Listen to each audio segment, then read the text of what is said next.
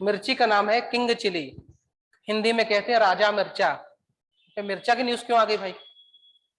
ये इसलिए आ गई, पहली चीज तो जो मिर्ची है, ये जो मिर्च है, हाँ रिकॉर्डिंग स्टार्ट कर दी चंचल मैंने।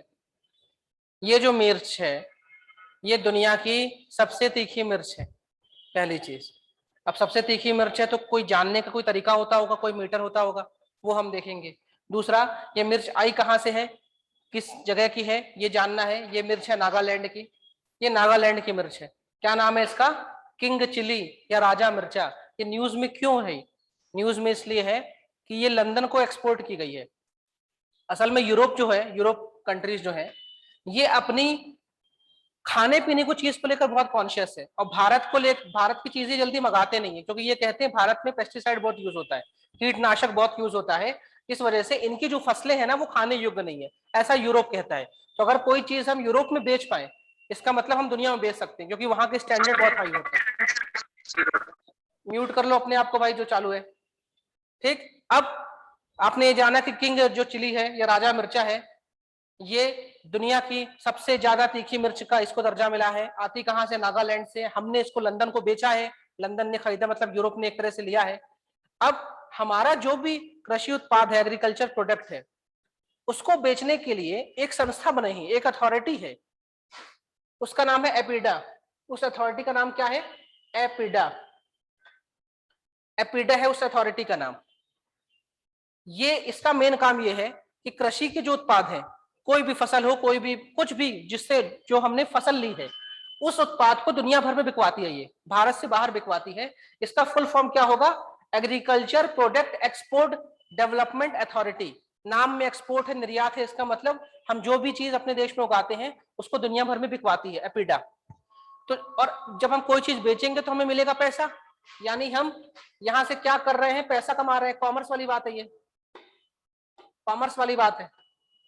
तो ये जो संस्था है, ये इसका काम क्या है? खेती वाले जो भी उत्पाद है उसको दुनिया में बिकवाना, एग्रीकल्चर प्रोडक्ट्स। लेकिन यहाँ पे आता है पैसा, तो ये कृषि मंत्रालय के अधीन ना आके किस मंत्रालय के अधीन आता है? वाणिज्य मंत्रालय के अधीन या कॉमर्स मिनिस्ट्री के अंदर। इतना बस ध्यान रखना। हम दुनिया को जो भी की चीज बेचते हैं जो कि खाने योग्य चीज है, उसको बिकवाने में इसका उपयोग होता है पीडा का। पीडा से सर्टिफिकेशन लेना पड़ता है, पीडा व्यवस्था करती है दुनिया भर में बेचने के लिए। और ये जो पीडा है, ये किस मिनिस्ट्री के अधीन आती है?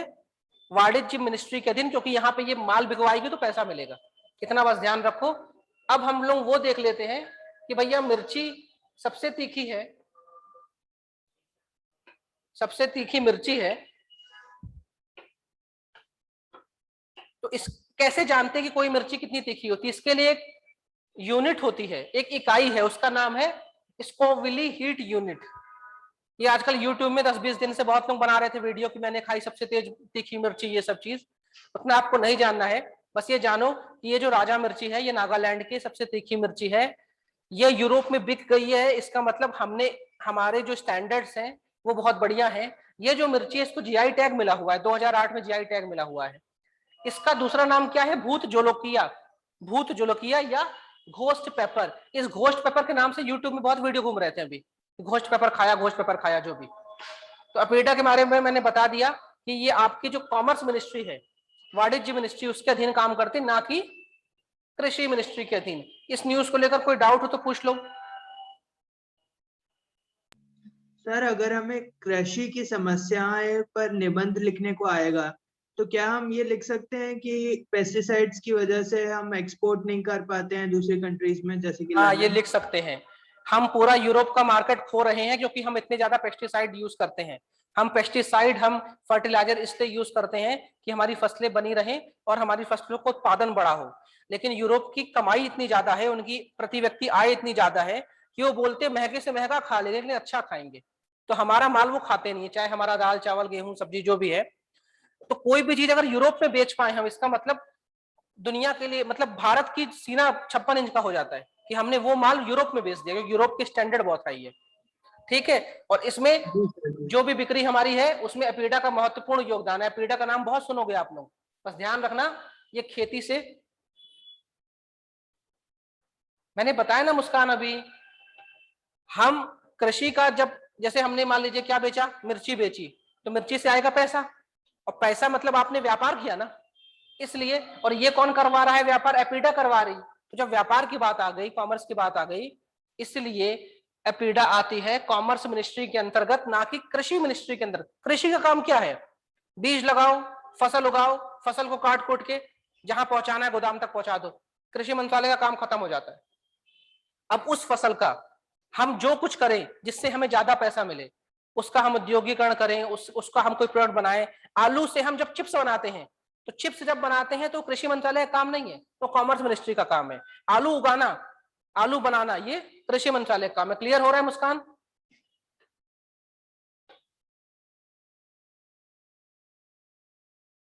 मुस्कान ठीक है, ओके। अगली न्यूज में चलते हैं। तो भैया राजा मिर्ची खा लेना जो खा सके। अगली न्यूज में चलते हैं। पिछले साल मोदी गवर्नमेंट ने कहा था कि हम न्यू एजुकेशन पॉलिसी ला रहे हैं, यानी हम नई शिक्षा नीति ला रहे हैं, और उस शिक्षा नीति में हम बहुत सारे बड़े बदलाव करेंगे। 1 साल होने को आ गया उस शिक्षा नीति को आए हुए, लेकिन वो अमल नहीं हुआ। उसमें जो बातें कही गई वो अभी तक पूरी नहीं की गई। उसी में ये कहा गया था एक क्रेडिट बैंक बनाएंगे। मतलब किसी व्यक्ति ने कोई पढ़ाई की है, मान लीजिए उसने एमबीए कर रहा था, एमबीए 4 सेमेस्टर का होता है, उसने पहला सेमेस्टर ही पढ़ाई की, बाद में एमबीए छूट गया, तो उस पहले सेमेस्टर के कुछ उसको पॉइंट्स मिलते कि जब वो भविष्य में एमबीए करने जाएगा तो पहला सेमेस्टर नहीं करना पड़ेगा, अपने वो पॉइंट दिखा के वो सेकंड, थर्ड, फोर्थ सेमेस्टर कर ले। इस तरह इस नई एजुकेशन पॉलिसी में ये है कि जिस व्यक्ति ने जो भी पढ़ाई की है, अभी हमारी पढ़ाई पूरी कब मानी जाती है? जब हमें डिग्री मिल जाती है। डिग्री के पहले आपने पढ़ाई छोड़ दी, इसका मतलब आप शून्य है। लेकिन इस नई एजुकेशन पॉलिसी में यह कहा जा रहा है कि अगर आपने कोई भी कोर्स किया, 1 महीना भी किया है, तो उसका भी कुछ क्रेडिट मिलेगा, उसका भी कुछ पॉइंट्स जुड़ेगा, और वो पॉइंट्स कहीं दर्ज होगा। जैसे आप लोगों के पास पेटीएम में पेटीएम पॉइंट है, फोन पे में पॉइंट है, कूपन है, उस तरह एक बैंक बनाया गया जहां पे एकेडमिक जो आपने पढ़ाई की है उसके पॉइंट्स जोड़े जाएंगे। ये एक डिजिटल वॉलेट जैसा ही है। सरकार ने बोला यार हमने बोला बहुत कुछ था लेकिन हम कर कुछ नहीं पाए, लेकिन सरकार की नई शिक्षा नीति में ये बातें भी थी कि हम एक क्रेडिट बैंक बनाएंगे, तो वो उन्होंने बना दिया है। अभी भी अब इस क्रेडिट बैंक में जितने भी छात्र छात्राएं हैं ना, उन सबकी डिग्रियां निकाले जाएंगी, उन सब पे कोर्स निकाले जाएंगे। एक एक यूनिवर्सिटी अपने आप को क्लब करवाएगी और बोलेगी, जैसे मान लो देवी अहिल्या विश्वविद्यालय, वो बोलेगी मेरे पास 5000 बच्चे हैं और इन सब बच्चों में इन्होंने पढ़ाई पूरी की है, इन्होंने पढ़ाई बीच में छोड़ दी है। तो जो भी सरकार करेगी, एक क्रेडिट बैंक बनाई है, ठीक है। तो जब ये चालू हो जाएगा तब इसके बारे में फिर से न्यूज आएगी। लेकिन अभी क्यों न्यूज में आई है? नई शिक्षा नीति को आए हुए 1 साल हो गया, काम कुछ नहीं हुआ, तो सरकार ने बोला कुछ तो करना पड़ेगा। इसलिए आनन फानन में जो यूजीसी है, विश्वविद्यालय अनुदान आयोग, उसने फटाफट एक क्रेडिट बैंक बना दिया। ये बैंक है जिसमें आपकी पढ़ाई के पॉइंट्स जुड़े जाएंगे। क्लियर हो रहा है? रिप्लाई कर दो। Yes sir. Yes sir. पूरी कहानी नहीं पढ़नी, पूरी कहानी मैं आपको समझाता हूं, बस पूरी कहानी नहीं पढ़नी है आपको, ठीक है। क्योंकि नई शिक्षा नीति में बहुत सारी चीजें होनी है जो अभी तक हुई नहीं है, ये धीमे धीमे होती रहेंगी, तो फिर न्यूज बनती रहेगी। अगली न्यूज है चाय को लेकर। टी बोर्ड, दुनिया में सबसे ज्यादा चाय हम पीते हैं, लेकिन सबसे ज्यादा चाय हम उगाते नहीं है। तो सबसे ज्यादा चाय कौन उगाता है? हमारा परम मित्र चाइना। नाम में चीनी है ना, चाइना। तो वो चाय बहुत ज्यादा, मतलब दुनिया में 24 लाख मैट्रिक टन 1 साल में चाइना चाय उगाता है, और हम सिर्फ उगाते हैं 9 लाख मैट्रिक टन। ये फिगर याद नहीं रखना, मैं बता रहा हूं। अगर उसकी जेब में 24 रुपया है तो मेरी जेब में 9 रुपया है। ये मैं तुलना बता रहा हूँ कि नंबर 1 में चाइना है चाय में उगाने में, दूसरे में भारत है, और तीसरे में केनिया है। लेकिन सबसे ज्यादा चाय पीने में हम नंबर 1 है। पीने में हम नंबर 1 है, प्रोड्यूस में नहीं है। प्रोड्यूस में हम सेकंड नंबर पे। तो ये न्यूज क्यों आ गई भाई? टी बोर्ड की न्यूज क्यों आ गई? असल में हमारे देश की कुछ चाय विश्व प्रसिद्ध है, और हम चाय के शौकीन भी बहुत ज्यादा, और हमारी चाय दुनिया भर में धूमधाम मचाती है। उसके लिए एक पूरा पूरा बोर्ड बनाया गया है। इस बोर्ड में 31 मेंबर्स होते हैं, और पूरे देश में चाय नहीं उगती। अगर आपको फेमस चाय की बात करें तो दार्जिलिंग की चाय हमेशा फेमस बोली जाती है, और हमारे देश में सबसे ज्यादा चाय जो उगाता है उस राज्य का नाम है पश्चिम बंगाल, वेस्ट बंगाल। और दार्जिलिंग का मैंने जिक्र जो किया वो दार्जिलिंग पश्चिम बंगाल में ही आता है। तो जहां जहां चाय उगाई जाती है, क्योंकि चाय उगाने के लिए पहली चीज क्या चाहिए? ट्रॉपिकल और सब ट्रॉपिकल रीजन चाहिए। इसका मतलब क्या है कि जो आपकी दक्कन प्लेट्यू है, या आपका जहां से कर्क रेखा गुजरती है, उसके ऊपर वाले हिस्से में चाय के लिए अच्छा मौसम है। दूसरा, इसमें जो मिट्टी यूज होती है वो बुरबुरी मिट्टी चाहिए, लोमी मिट्टी चाहिए, लैटेराइट सॉइल चाहिए। तीसरा, चाय उत्पादन वहां होता है जहां पे 150 से लेकर 250 मिलीमीटर वर्षा होती है। चाय वहीं उगाई जा सकती है जहां पे 25 से लेकर 30 डिग्री तापमान हो, ना ज्यादा हो तापमान ना कम हो। तो इसके कंडीशंस बहुत कठिन है, इसलिए चाय हर जगह उगा नहीं सकते। और दार्जिलिंग सबसे बढ़िया है सारी अनुकूलता के लिए, इसलिए दार्जिलिंग की जो चाय है वो विश्व प्रसिद्ध है। अब ये जो टी बोर्ड है, ये जो है इसमें 31 मेंबरान है, और इसमें उस इलाके का जो सांसद है, मान लो जहां चाय उगाई जा रही वहां के सांसद भी इसमें होते हैं, आईएएस ऑफिसर्स होते हैं, सरकार के कुछ नुमाइंदे होते हैं। अब ये न्यूज में क्यों आ गया? आपने चाय के बारे में जान लिया, हमारी रैंक जान ली, कौन सा राज्य सबसे ज्यादा चाय उगाता है ये जान लिया, चाय कहाँ उगाई जाती है ये जान लिया। अब ये न्यूज में क्यों है ये जानते हैं। ये न्यूज में इसलिए है कि सरकार ने कानून निकाला अभी, और सरकार ने उस कानून में क्या कहा कि जितनी भी चाय उगाते हो, हमारे देश में जो भी चाय उगाई जाती है उसके लिए टी बोर्ड बना हुआ है। मतलब आप चाय ऐसा नहीं कि अपने खेत में उगा के पन्नी में बांध किसी को बेच दो, उसके लिए बाकायदा उसकी प्रोसेसिंग होती है, उसको साफ किया जाता है, फिर उसमें लेबल लगता है, फिर उसकी गुणवत्ता चेक की जाती है, उसके बाद चाय बिकती है, फिर आपकी कब तक आ पाती है। उन सबका जो मालिक है वो है टी बोर्ड। टी बोर्ड जो है सारे नियम कायदे कानून बनाता है, और टी बोर्ड किसके अंदर आता है? कॉमर्स मिनिस्ट्री के अंदर। जहां माल बेचा गया और माल आया, हमने माल बेचा और पैसा आया, वो सब मिनिस्ट्री ऑफ कॉमर्स में जाएगा, ठीक है, यानी वाणिज्य मंत्रालय के अधीन जाएगा। तो सरकार ने भी कानून लाया, उस कानून में ये कहा, टी बोर्ड को कहा साफ साफ कि अगर तुम 100 किलो चाय उगाते हो, 100 किलो, तो कम से 50 किलो चाय तुम्हें सरकारी माध्यम से ही बेचनी पड़ेगी। ये सरकार ने कह दिया कि सरकारी माध्यम से मतलब सरकार को बताओ कि ये आधी चाय हमारी है, और हम जहां सरकार कहेगी वहीं बेचेंगे, जितने में सरकार कहेगी उतने में बेचेंगे। तो टी बोर्ड का दिमाग खराब हो गया कि यार मेहनत हम करें, अब सरकार यहां दखलंदाजी क्यों कर रही? क्या सरकार ने बोला, आप जितनी भी चाय उगा रहे टी बोर्ड साहब, उसकी 50% चाय आपको गवर्नमेंट रास्ते से बेचनी होगी, यानी सरकार की पूरी निगरानी होगी, सरकार जितने रेट में कहेगी उतने रेट में बेचना होगा। इसी का विरोध चल रहा है। अब सरकार पीछे हटती आगे हटती वो बाद में देखेंगे, लेकिन न्यूज में टी बोर्ड क्यों आया क्लियर हो गया? रिप्लाई कर दो। Yes sir. टी बोर्ड का आपने लोगो देख लिया, टी बोर्ड में 31 मेंबरान होते हैं, उसमें सांसद भी होते हैं, आईएएस ऑफिसर्स भी होते हैं, जो टी यानी चाय के बागान के मालिक भी होते हैं, उनके नेता मंत्री सब होते हैं, ठीक है। अगली जो न्यूज है वो पार्लियामेंट्री प्रिविलेजेस को लेकर है, इसे कहते हैं संसदीय विशेषाधिकार। इस न्यूज में ऐसी क्या बातें हैं? आप लोगों को पता होगा, जो लोग हमारे नेता होते हैं, चाहे वो विधायक हो या सांसद, उनके पास कुछ विशेषाधिकार होते हैं, उन्हें प्रिविलेज कहते हैं। इसका मतलब अगर संसद भवन है, संसद चल रही है, जैसे मानसून सत्र भी दिल्ली में चल रहा है, तो वहां पे ऐसा नहीं कि मान लो वहां पे कोई नेता है, कोई सांसद है, उसके ऊपर कोई भी केस है और कोर्ट ने बोलती तुरंत उसको गिरफ्तार करो, तो अगर वो संसद सत्र में बैठा है तो पुलिस सत्र में नहीं घुस सकती, ये उसके पास विशेषाधिकार है। मतलब पुलिस ना विधानसभा में घुस सकती है ना संसद भवन में घुस सकती है, भले कोर्ट ने आदेश दे दिया। नहीं तो वैसे तो कोर्ट का आदेश तो भाई सरकार मतलब पुलिस वाले तो घर के अंदर घुस के निकाल लें आपको, लेकिन आप संसद भवन में नहीं घुस सकते। ऐसे इनके पास बहुत सारे विशेषाधिकार है, कुछ भी कहने सुनने का विशेषाधिकार है। आप लोग देखते होंगे कि पार्लियामेंट के अंदर लड़ाई झगड़े हो जाते हैं, कुर्सियां टेबल तोड़ दी जाती, कपड़े फाड़ दिए जाते हैं, है तो क्राइम, जनता देख रही है, लेकिन उस क्राइम की किसी को सजा नहीं मिलती क्योंकि आपस में ही भिड़े हैं। ये इनके पास विशेषाधिकार है। संसद भवन में कोई किसी को पप्पू बोल दे, कोई किसी को कुछ भी बोल दे, कोई डिफेमेशन का लॉ नहीं लगता कि भाई आपने हमको कैसे कह दिया। मतलब संसद भवन के अंदर या विधानसभा के अंदर आप कुछ भी करिए, कोई आपको कुछ नहीं कहेगा। आप संसद में बैठ के किसी की बुराई कर दीजिए, मान लीजिए आप संसद भवन में बैठे हैं और किसी ने बोला टाटा जो है वो चोर है, तो टाटा इस बात को लेकर कोर्ट में जा नहीं सकता कि आपने मुझको चोर कैसे बोला। मतलब संसद भवन के अंदर कुछ भी हो जाए, जो हमारी कानून है वो भी आंख बंद कर लेती है और पुलिस को भी आंख बंद करना पड़ता है। इसे कहते हैं प्रिविलेजेस, कुछ इनके पास विशेषाधिकार है। ये संसद भवन की बिल्डिंग है, सब कुछ ठीक है। तो ये जो विशेषाधिकार है, अब इस विशेषाधिकार के लिए हमारे जो संविधान में दो आर्टिकल है, एक आर्टिकल है आर्टिकल नंबर 105 और एक आर्टिकल है 194। 105 नंबर जो आर्टिकल है वो किसके बारे में बात करता है? जो केंद्र का संसद है, यानी 105 मतलब ये जो संसद भवन है इसके अंदर जो सांसद बैठे हैं उनके पास जो प्रिविलेजेस है वो दिया है संविधान के आर्टिकल नंबर 105 में। और जो विधानसभा में, विधानसभा के लिए 194 नंबर जो अनुच्छेद है, 194 नंबर अनुच्छेद, वो बोलता है जो विधायक है उनके पास विशेषाधिकार है। लेकिन मजे की बात यह है कि किसके पास क्या विशेषाधिकार होंगे ये कहीं लिखा नहीं गया है। मतलब ये तो कहा गया है कि आपके पास कुछ स्पेशल राइट्स हैं, लेकिन क्या राइट्स हैं ये कहीं नहीं लिखा है। इस आर्टिकल को खोलोगे ना तो भी वहीं लिखा है कि जो हमारे माननीय सांसद हैं उनके पास कुछ विशेषाधिकार है।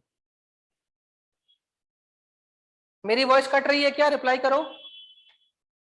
No sir. No sir. चलिए ठीक है।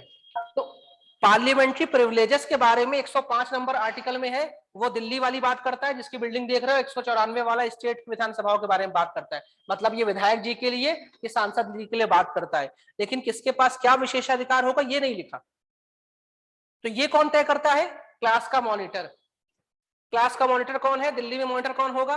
राज्यसभा में सभापति, लोकसभा में लोकसभा स्पीकर, वो तय करता है। अच्छा, आपने हमको ऐसे कैसे कर दी, हमारा विशेषाधिकार है, ठीक है। और इधर कौन करेगा? विधानसभा अध्यक्ष करेगा। खैर हमको इसमें नहीं जाना है। अभी इतना जानो कि जो पार्लियामेंट्री प्रिविलेजेस है उसके लिए 105 नंबर आर्टिकल और 194 नंबर आर्टिकल है, जिसमें दिल्ली वाले यानी सांसद और विधायक दोनों के लिए बातें कही गई हैं। लेकिन ये न्यूज में क्यों आया? मैं आपको पॉलिटी तो पढ़ा नहीं रहा हूँ यहाँ पे, लेकिन मैंने आपको आर्टिकल समझाने लग गया। मैं असल में न्यूज में इसलिए आया कि केरला विधानसभा में 5 साल पहले कुछ हुआ था। हुआ क्या था? लात घूसे चल गए थे वहां पे आपस में। जब लात घूसे चल गए तो उनमें से जिसको जो पिटा था वो भी सांसद था, जो पीटा था वो भी मतलब विधायक रहा होगा, नेता लोग रहे होंगे। तो जो पिटा हुआ था वो चला गया कोर्ट कि मुझको पीट कैसे दिया। तो अभी केरला हाईकोर्ट ने क्या बोला? केरला हाईकोर्ट ने ये बोला कि भैया आप लोग किसी को भी पीटते पाटते रहते हो और क्या बोलते हो ये हमारे प्रिविलेजेस है, ये गलत बात है। हमारे देश में लॉ एंड ऑर्डर है और लॉ एंड ऑर्डर बनाने वाला ही लॉ एंड ऑर्डर तोड़ दे। तो अभी केरला हाईकोर्ट ने क्या बोला कि भैया वो जो 5 साल पहले आप लोगों ने गलती की थी ना उसके लिए सजा दे दी, मतलब जिसने पीटा था उसको सजा दे दी। और ये जब सजा दे दी तो बाकी लोग खड़े हो गए कि साहब इनके पास तो पार्लियामेंट्री प्रिविलेजेस है। तो हाई कोर्ट ने कहा जो प्रिविलेजेस हैं वो अपनी जगह, लेकिन देश की गरिमा भी कुछ होती है। आप इतने बड़े लोग हैं, सम्माननीय लोग हैं, और आप लोग कर क्या रहे हैं वहां पे? लड़ाई झगड़ा कर रहे हैं। तो इस न्यूज से ये मालूम चलता है कि जो पार्लियामेंट्री प्रिविलेजेस मिले हैं इनको, वो अक्षुण्ण नहीं है, वो एब्सोल्यूट नहीं है कि तुम्हें जो चाहे वो करो। आज हाई कोर्ट ने फैसला दिया है, कल सुप्रीम कोर्ट भी दे सकता है। और सुप्रीम कोर्ट तो पिछले 10 साल से बोल रहा है, दिल्ली को भी बोल रहा है, राज्यों को भी बोल रहा है कि भाई जो तुम्हें ये अधिकार मिले हैं ना, इसको कोडिफाई कर दो ना, पॉइंट वाइज पॉइंट लिख दो कि क्या क्या तुम्हारे पास अधिकार है। लेकिन ना ये भाई साहब कर रहे हैं दिल्ली वाले, ना राज्य वाले कर रहे हैं, क्योंकि मजा आता है, इन लोगों को कोई पकड़ नहीं सकता है, ठीक है। और आप लोग तो जानते हैं इनके पास क्या क्या प्रिविलेजेस है। क्लियर हो रही कि नहीं मेरी बात? ये रिप्लाई कर दो। Yes sir. जी सर। इसे कहते हैं सांसदों के विशेषाधिकार, ये संसदीय विशेषाधिकार, इसे कहते हैं संसदीय विशेषाधिकार। सर पार्लियामेंट्री प्रिविलेजेस के लिए कोई एक्ट आया है क्या? कोई एक्ट नहीं आया है। जब ये संविधान लिखा जा रहा था तब ये कहा गया कि भाई हम लोग कुछ भी मतलब यहाँ पे रहेंगे, काम करेंगे, कानून बनाएंगे, तो कल को कोई भी जनता ऑफेंड हो जाए, कोई भी जनता हमारी बात से विफर जाए तो हमारे खिलाफ तो केस करती रहेगी, और हम लोग काम करेंगे कि केस की सुनवाई में जाएंगे। इसलिए डाला गया था कि भाई आपके रोजमर्रा के काम में परेशानी ना हो, इसलिए पार्लियामेंट्री प्रिविलेज डाल दिया गया। और आज इसका जो दुरुपयोग होता है ना, वो तो हम लोग देख ही रहे। ठीक है, ये क्लियर हुई कि नहीं? रिप्लाई कर दीजिए। सर जी। ये सारी Yes, मैंने sir. कहानी आपको समझा दी। अगली न्यूज है लिथियम को लेकर, लिथियम एक्सप्लोरेशन, यानी लिथियम की हमने खोज की है और उसको निकाल रहे हैं। लिथियम क्या है? लिथियम बहुत ही हल्की धातु है, इसका एटॉमिक नंबर 3 होता है। हमारी जो सारणी है, एटॉमिक टेबल जो है, उसमें पहले हाइड्रोजन आता है, फिर हीलियम आता है, फिर लिथियम आता है। इसका कोई उपयोग नहीं था आज से 10 साल पहले, हम इसका ज्यादा उपयोग करते ही नहीं थे, हम इसको भूल गए थे। लेकिन फिर हुआ, एक आविष्कार हुआ, उस आविष्कार को कहते हैं सौर ऊर्जा का आविष्कार। किस तरह सोलर पैनल से हम बिजली बना सकते हैं, तो वो तो दुनिया को क्रांतिकारी आविष्कार था। आज देखिए टेस्ला जो है सोलर कार बना रहा है, ठीक है, इलेक्ट्रिक के बाद वो सोलर में जा रहा है, वो छतों में लगा देगा पैनल और गाड़ी चलेगी। तो जब सौर ऊर्जा की बात आई, जब सौर ऊर्जा की बात हुई, हमारी सरकार ने तो बाकायदा लक्ष्य बना के रखा है। और लक्ष्य क्या है? हमारे देश में 175 गीगावाट का लक्ष्य है कि हम अक्षय ऊर्जा से बनाएंगे, और इस 175 गीगावाट में जो 100 गीगावाट है ये हम सौर ऊर्जा से बनाएंगे, यानी सोलर पावर से बनाएंगे। तो सौर ऊर्जा से आप कैसे बनाओगे ना? उस दिन आपके सर बोलते रहते कि जब आपको ज्वाइन नहीं करा ना तो एक बार किसी बच्चे को, किसी ग्रुप में से किसी भी बच्चे को फोन लगा के बोलना है। किसी का माइक ऑन है?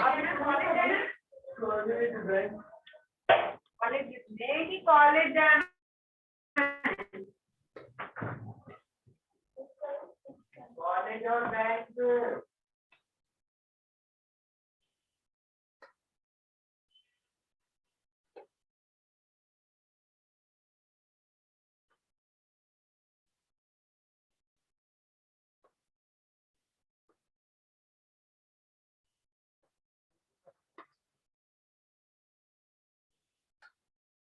सरबजीत कौर अपना माइक ऑफ करिए। तो लिथियम का उपयोग अब आपको समझ में आया होगा, जो हम सोलर पैनल बनाएंगे वो पैनल बनता है लिथियम से। और मजे की बात यह है कि मेरे देश में लिथियम है ही नहीं, और हमने टारगेट बना के रखा है कि हम 100 गीगावाट बिजली बनाएंगे सोलर से। तो दो बातें हो सकती, या तो दुनिया के जिसके पास लिथियम उससे हम खरीदे, तो भगवान ने फिर हमारे साथ धोखा कर दिया। हमारे परम मित्र चाइना के पास दुनिया का सबसे बड़ा लिथियम का भंडार है, तो उसको दिक्कत है नहीं, हमारे पास ठन गोपाल है अपन। फिर हमें पता चला बोलीविया एक देश है दक्षिणी अमेरिका में, उसके पास लिथियम के अच्छे भंडार है, मंगोलिया के पास अच्छे भंडार है, अफगानिस्तान में अच्छे भंडार है। लेकिन इतनी दूर से लिथियम लाएंगे तो कब तक लाएंगे? जेब का पैसा ढीला हो जाएगा ना। फिर सरकार ने बोला कि ठीक है मेरे पास लिथियम नहीं है, लेकिन जमीन तो मेरे पास बहुत सारी है, क्यों ना चेक किया जाए, ढूंढा जाए, कहीं लिथियम मिल जाए। तो मेरे पास एक संस्था है, उसका नाम है geological survey of India, GSI। ये अंग्रेजों ने बनाया था 1851 में।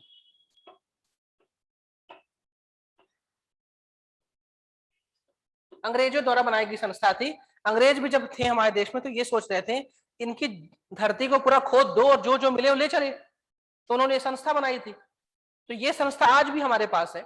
इस संस्था को काम दिया भारत सरकार ने, यार तुम ढूंढो कहां कहां लिथियम हो सकता है। तो इसने बोला साहब हम अरुणाचल प्रदेश, आंध्र प्रदेश, छत्तीसगढ़, झारखंड, जम्मू कश्मीर, राजस्थान में हमें लगता है लिथियम हो सकते हैं, हम इनकी खुदाई करेंगे, हम इसको जांच करेंगे। तो अभी लिथियम मिला नहीं है, अभी ताली नहीं बजानी अपने को, लेकिन GSI को काम मिला है कि दुनिया से हम लिथियम खरीद के अपनी जेब ढीली करने से अच्छा पता तो करो, क्या पता अपने पास लिथियम हो। इसलिए न्यूज में आया। क्लियर हो गया तो रिप्लाई कर दो। Yes sir. Yes sir.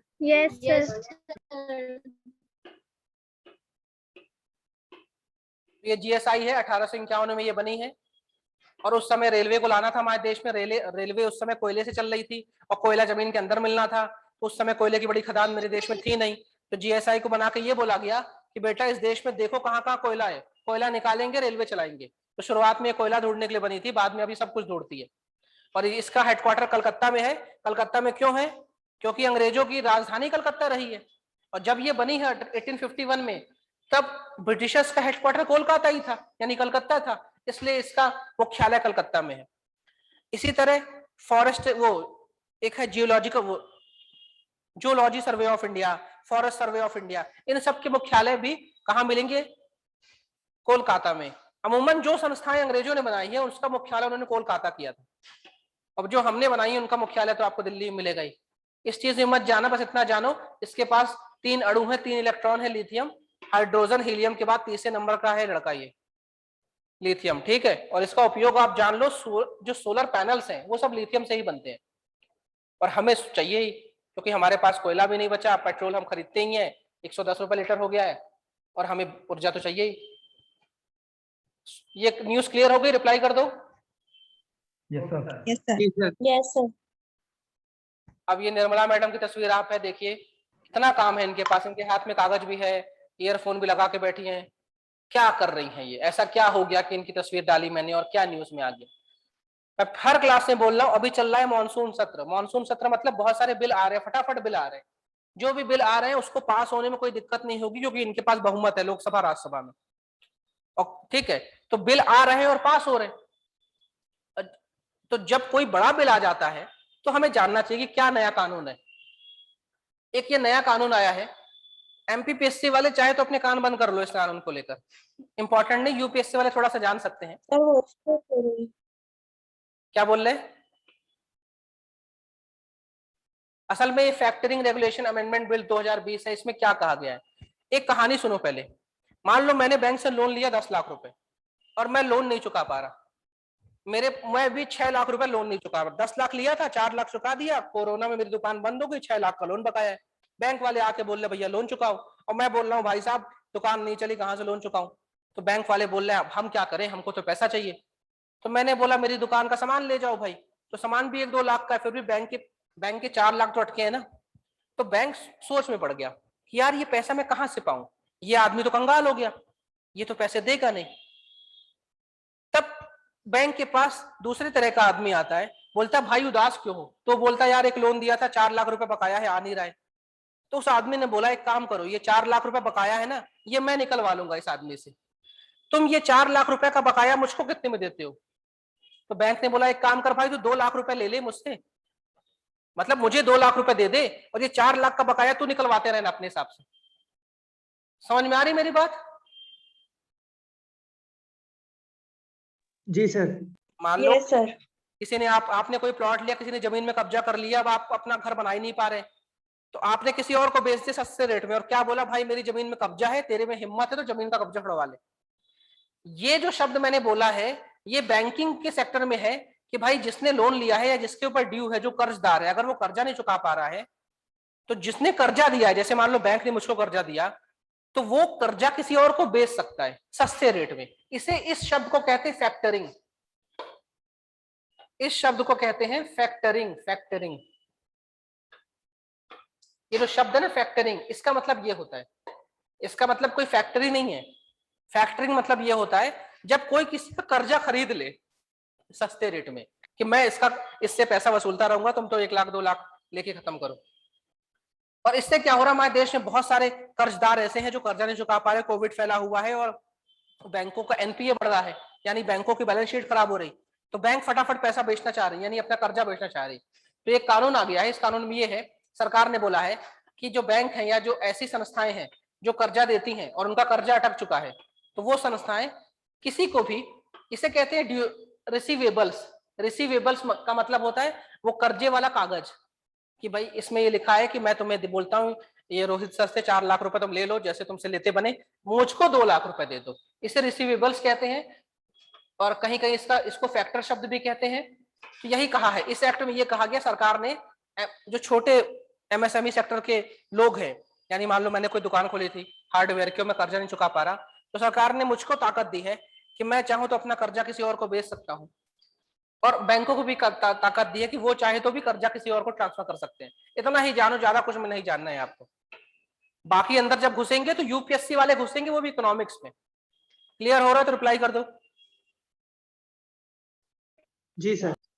Yes sir. अगली जो है ये टैंक आप लोग देख रहे हो, एक एक्सरसाइज हो रही है, इसका नाम है इंद्र। देख लो भाई, करंट अफेयर्स की वैरायटी देख लो आप, कहां से कहां घुसना पड़ता है मुझे। इंद्र एक्सरसाइज हो रही है, ये प्रीलिम्स का तो सवाल है ही और इंटरनेशनल रिलेशंस का सवाल है। अब इंद्र एक्सरसाइज जो हो रही है, टैंक उतरे हैं, इसका मतलब ये थल सेना की एक्सरसाइज है, ये क्लियर हो गई। थल सेना या है मिलिट्री एक्सरसाइज, आर्मी एक्सरसाइज है। अब ये किसके किसके बीच में, इसका नाम देखो, IND मतलब इंडिया, IND मतलब इंडिया, RA मतलब रशिया, इंद्र, ऐसे याद कर लो। इंद्र मतलब IND मतलब भारत, RA मतलब रशिया, और 21 मतलब 2021 की जो 21 में होनी थी, है ना, 2021 चल रहा है, इसलिए इसका नाम है इंद्र 21। तो ये जो एक्सरसाइज हुई है ये भारत और रशिया के बीच में होती है, मिलिट्री एक्सरसाइज होती है। इस बार कहां हो रही है, रशिया का एक शहर है वोल्गोग्राद, वहां पे हो रही है, ठीक है। तो ये जो एक्सरसाइज होती है, इस एक्सरसाइज में क्या कर रहे हैं हम, भाई हमारे टैंक गए हैं, हमारे आर्मी के जवान गए हैं, हमारे हेलीकॉप्टर्स गए हैं, उनके भी आए हैं, मिल बांट के ग्रुप स्टडी कर रहे हैं कि भाई जब लड़ाई करेंगे तो कैसे करेंगे, क्या तुम्हारे टैंक हमको काम देंगे, हमारे टैंक तुमको काम देंगे, क्या तुम्हारे पास कोई टैंक है, क्या हम इसको खरीद लें, क्या तुम हमको इसकी ट्रेनिंग दोगे, क्या। कुल मिला के जैसे नहीं अपने घर में मेहमान को बुलाते हैं, उस दिन ज्यादा बुलाते हैं जिस दिन नई टीवी लेके आए होते हैं, कि आओ आओ मेरे घर आओ, चाय पीना, मैं टीवी भी दिखाऊंगा। तो ये जो एक्सरसाइज होती है, इस एक्सरसाइज का मेन मोटिव तो ये होता है कि दोनों या तीनों देशों की सेनाएं जो भी करते हैं वो आपस में एक अच्छी बॉन्डिंग बना पाए कि जब कभी मिलकर लड़ना हो किसी दुश्मन के खिलाफ तो हम सब साथ काम कर सके। ठीक है, इंद्र एक्सरसाइज जो होती है ये कब शुरू हुई कब बंद हुई इसको आपको नहीं जानना, बस इतना जान लो कि एक साल ये भारत में होती है, एक साल रशिया में होती है। इस बार रशिया में हो रही तो अगले साल कहाँ होगी, भारत में होगी। क्लियर हो रहा है तो रिप्लाई करो। सर हाँ सर, इसमें अपने को एक दूसरे देश की कमजोरी पता नहीं चलती है क्या? बताते ही नहीं कमजोरी, वो नहीं बताएंगे हमारी कमजोरी क्या है, हम भी नहीं बताएंगे हमारी कमजोरी क्या है। ठीक है, तो और ये जो एक्सरसाइज है इंद्रन ने ये हर 2 साल में एक बार होती, 2019 में हुई थी, अब 2021 में हो रही, अब 2023 में होगी अगली बार। पिछली बार हुई थी झांसी में, भारत में हुई थी, इस बार रशिया में हुई है, तो अगली जो होगी वो कहाँ होगी, भारत में होगी। अब ये क्वेश्चन आपके सामने है, टी बोर्ड को लेकर सवाल किया जा रहा है।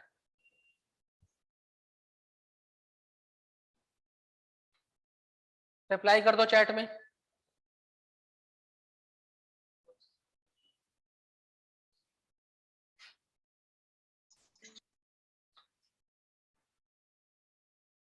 दोनों चीज देखो, यहाँ पे एक शब्द है, इसका नाम, इस शब्द का नाम स्टैट्यूटरी।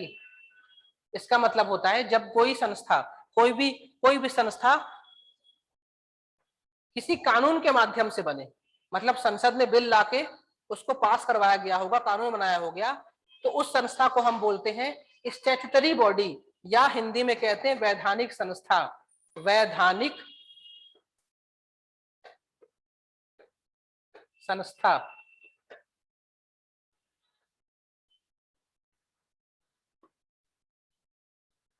ठीक है, तो जिस भी संस्था के नाम के आगे स्टैट्यूटरी लगाओ, इसका मतलब इसके लिए बकायदा संसद में कानून बिल आया होगा, उस बिल को हमने कानून बनवाया, राष्ट्रपति ने साइन किए होंगे, इसलिए ये बना है। मिनिस्ट्री ऑफ कॉमर्स के अधीन आता है, क्लियर है। इस बोर्ड में 31 मेंबरान होते हैं और हर 3-3 साल के लिए चुने जाते हैं। तो इसमें क्या होगा, पूछा है कौन सा इसमें सही जवाब है, करेक्ट है, तो इसमें दोनों सही है, बी और सी, both 1 and 2 are right.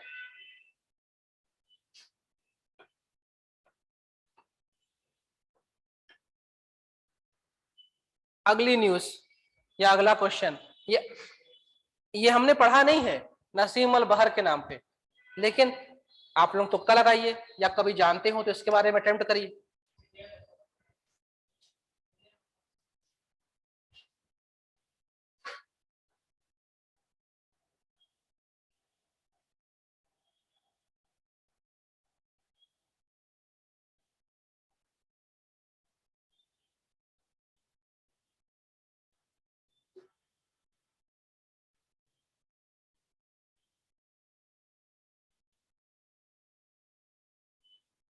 India और ओमान के बीच में एक्सरसाइज होती नसीम अल बहर। ठीक है, इंडिया और ओमान के बीच में। आप लोगों को कुछ नया नहीं पढ़ना है, समय के साथ जो भी एक्सरसाइज होती रहेगी ना उसके बारे में करंट अफेयर्स में न्यूज आती रहेगी, हम उसको पढ़ते रहेंगे। पाकिस्तान चाइना, चाइना पाकिस्तान, एक ही ऑप्शन को 2 बार घुमाया इसमें। चलिए अगला सवाल बताइए। वर्ल्ड हॉटेस्ट चिली, चिली मतलब मिर्ची, को मापने का जो पैमाना है उसको कहते हैं स्कोविले हीट यूनिट, SHU। ये कहां मिली है?